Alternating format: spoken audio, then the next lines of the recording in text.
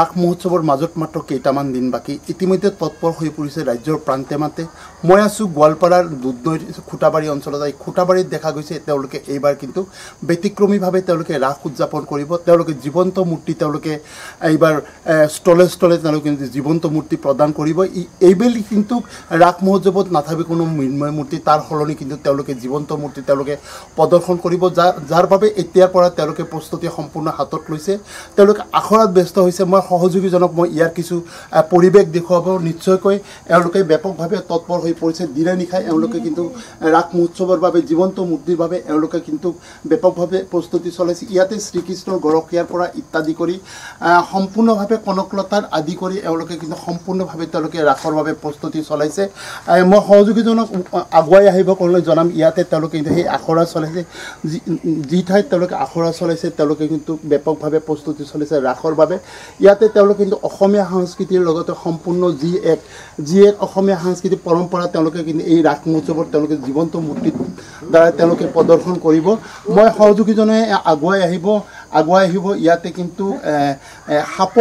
সাপৰ তলত ফনাৰ তলত কিন্তু এহাল মানৱ মূৰ্তি তেওঁলোকে আছে মই তেওঁলোকৰ ওচৰত পোনে পোনে যাম মোৰ সহযোগীজন আহিব কি ক'ব এয়া আপোনালোকে সাপৰ ফনাৰ তলত এনেকৈ ৰৈ আছে ইয়াৰ অৰ্থটো কি আচলতে হয় এয়া হৈছে অনন্ত সজ্জা ইয়াত আমি মানৱ মূৰ্তিৰ ৰূপত লক্ষ্মী আৰু নাৰায়ণক দেখুৱাব বিচৰা হৈছে এওঁ হৈছে নাৰায়ণ আৰু মই লক্ষ্মী আমি এইটোৱে দেখুৱাব বিচৰা হৈছে যে অনন্ত সজ্জাত কিদৰে লক্ষ্মী আৰু নাৰায়ণে গোটেই পৃথিৱীত কি ঘটি থাকে সেইটো চাই আছিলে আৰু সেই বস্তুটোৱে দৰ্শকক আমি দেখুৱাবলৈ বিচাৰিছোঁ আৰু সেইখিনিয়ে নিশ্চয়কৈ ক'ব লাগিব তেওঁলোকে অনন্ত আৰু লক্ষ্মীৰ যি এক চৰিত্ৰ তেওঁলোকে কিন্তু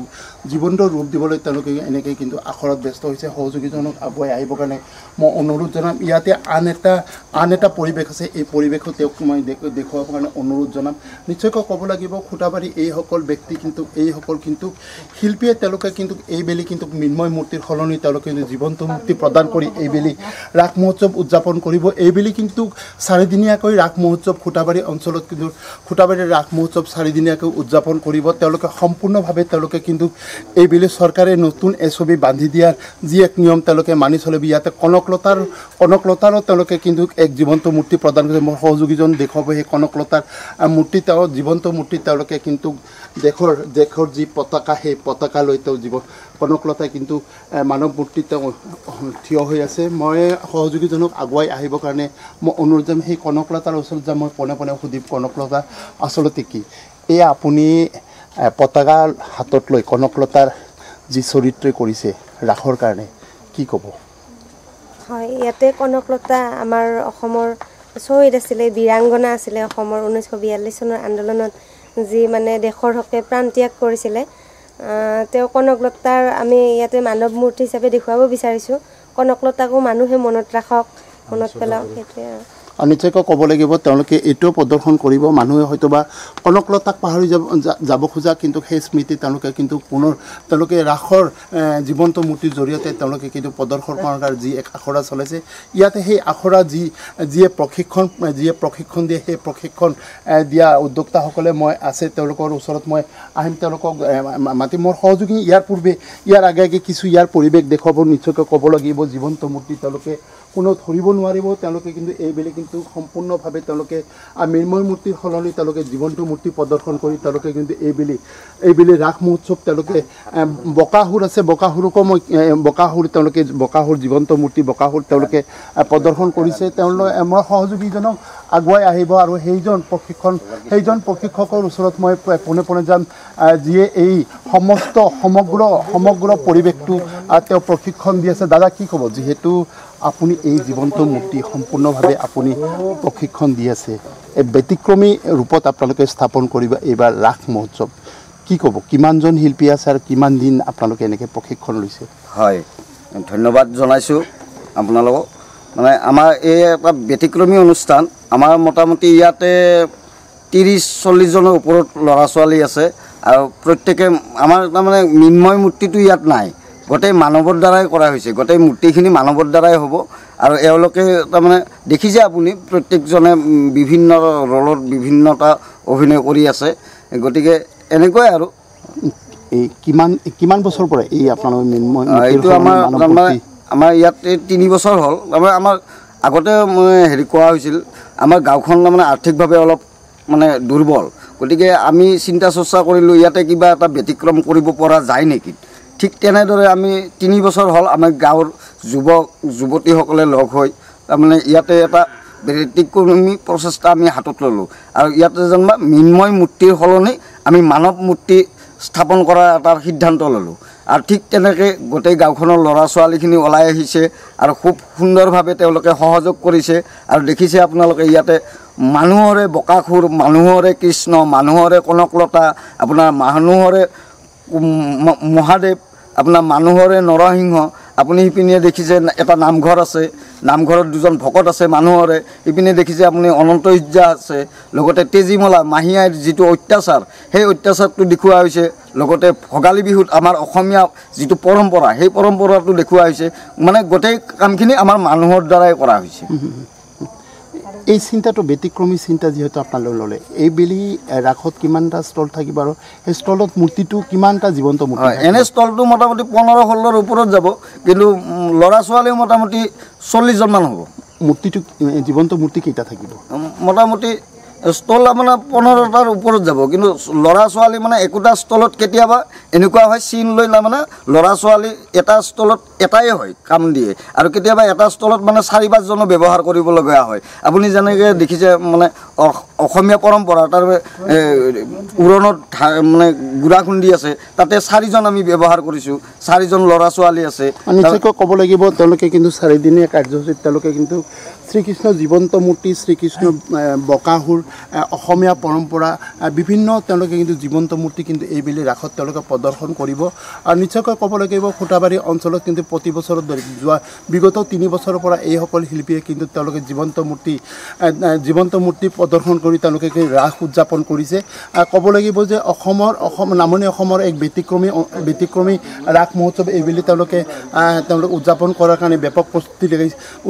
প্ৰস্তুতি হাতত লৈছে। কেইবাদিন ধৰি তেওঁলোকে কিন্তু এই আখৰাত ব্যস্ত হৈছে। মই উদ্যোক্তাসকলক তেওঁলোকৰ লগতো মই কথা পতাৰ কাৰণে মই যত্ন কৰিম, যিহেতু তেওঁলোকে এইবেলি 4দিনীয়াকৈ ৰাস মহোৎসৱত তেওঁলোকে উদযাপন কৰাৰ কাৰণে যি প্ৰস্তুতি হাতত লৈছে সম্পূৰ্ণভাৱে এক ব্যতিক্ৰমী প্ৰস্তুতি তেওঁলোকে হাতত লৈছে। ইয়াতে কিন্তু বিভিন্ন শিল্পীসকলে তেওঁলোকে কিন্তু জীৱন্তভাৱে তেওঁলোকে প্ৰদৰ্শন হ'ব এইবেলি ৰাস মহোৎসৱত। কেইবাটাকৈ ষ্টলত তেওঁলোকে কিন্তু এইবেলি জীৱন্ত মূৰ্তিৰূপে তেওঁলোকে ধৰ্মীয় অনুষ্ঠান ধৰ্মীয় লোকসকলক তেওঁলোক প্ৰদৰ্শন উদ্যোক্তা আছে। মই তেওঁৰ পৰা সুধিম, দাদা কি ক'ব, যিহেতু আপোনালোকে এইবাৰ 4দিনীয়াকৈ ৰাস মহোৎসৱত উদযাপন কৰাৰ কাৰণে প্ৰস্তুতি লৈছে, এইবেলি কিন্তু আপোনালোকে দেখা গ'লে মৃন্ময় মূৰ্তিৰ সলনি জীৱন্ত মূৰ্তি আপোনালোকে প্ৰদৰ্শন কৰিব, কি ক'ব, কিমান দিনীয়াকৈ আৰু এই পদক্ষেপটো কিয় ল'লে আপোনালোকে? আমি খুটাবাৰী 37 সংখ্যক ৰাস মহোৎসৱ কমিটিয়ে সিদ্ধান্ত গ্ৰহণ কৰিছোঁ যে যিহেতু পৰিস্থিতিৰ বাবে বা কৰোণা মহামাৰীৰ বাবে আমি ৰাস SOP মানি চলিব লাগিব, চৰকাৰী নীতি নিৰ্দেশ আমি মানি চলিব লাগিব। আৰু সেয়েহে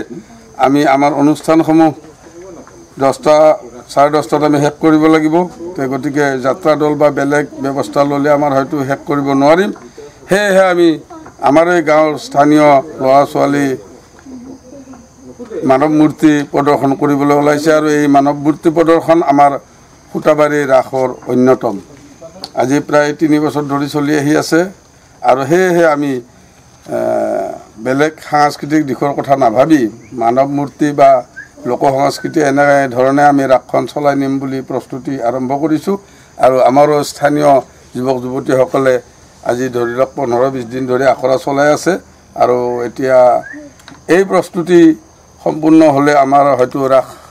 ৰাসত মৃন্ময় মূৰ্তিৰ ব্যৱহাৰটো কম হ'ব, আৰু মৃন্ময় মূৰ্তিৰ পৰিৱৰ্তে মানৱ মূৰ্তি প্ৰদৰ্শন কৰা হ'ব। আৰু এই প্ৰদৰ্শন আমাৰ যথেষ্ট ভাল হ'ব, আৰু এই মানৱ মূৰ্তিত আমি নিশ্চয় সুফল পাম। এই আশাৰে আমি সমগ্ৰ খুটাবাৰী আঞ্চলিক সাৰ্বজনীন ৰাস কমিটিয়ে এই SOP চৰকাৰী নীতি নিৰ্দেশৰ SOP মানি আমি 10টা বা 10:30 আমি শেষ কৰা অনুষ্ঠানসমূহ নিশ্চয়কৈ ক'ব লাগিব দুদিন পিছতে উখল মাখল এক পৰিৱেশ সৃষ্টি হ'ব খুটাবাৰী ৰাস ময়দান প্ৰাংগণত এইবাৰ ৩৬ সংখ্যক ৰাস মহোৎসৱ এওঁলোকে কিন্তু উদযাপন কৰে সম্পূৰ্ণ চৰকাৰী নীতি নিৰ্দেশনা তেওঁলোকে মানি চলিব এইবুলি কিন্তু তেওঁলোকে অৰে নিশালৈকে ৰাস উদযাপন নকৰে তেওঁলোকে কিন্তু চৰকাৰে আদেশ মানি তেওঁলোকে নিশা 10 বজালৈকে তেওঁলোকে কিন্তু এই মৃন্ময় মূৰ্তিসমূহ তেওঁলোকে প্ৰদৰ্শন কৰিব মই সহযোগীজনক পুনৰ ইয়াৰ কিছু পৰিৱেশ দেখুৱাব নিশ্চয় ক'ব লাগিব এক ব্যতিক্ৰমী পদক্ষেপ তেওঁলোকে কিন্তু হাতত লৈ এইবুলি কিন্তু ৰাস মহোৎসৱ উদযাপন কৰিবলৈ তেওঁলোকে প্ৰস্তুতি হাতত লৈছে মৃন্ময় মূৰ্তিৰ সলনি মানৱ মূৰ্তি প্ৰদৰ্শন কৰি তেওঁলোকে কিন্তু এক ব্যতিক্ৰমী পদক্ষেপ হাতত লৈছে ক'ব লাগিব যে নামনি অসমৰ ভিতৰত কিন্তু খুটাবাৰী অঞ্চলে যি এক ব্যতিক্ৰমী পদক্ষেপ হাতত লৈছে নিশ্চয়কৈ তেওঁলোকৰ এই পদক্ষেপ আগুৱাই যাওক পদক্ষেপত তেওঁলোকে কিন্তু সঁহাৰি জনাইছে যথেষ্ট দল সংগঠনে কিন্তু তেওঁলোকৰ এই প্ৰদৰ্শনৰ প্ৰতি কিন্তু যথেষ্ট উৎসাহ জনাইছে ক'ব লাগিব যে নামনি অসমৰ প্ৰথম এয়া মানৱ মূৰ্তি হিচাপে তেওঁলোকে কিন্তু প্ৰদৰ্শন কৰিব ৰাস মহোৎসৱ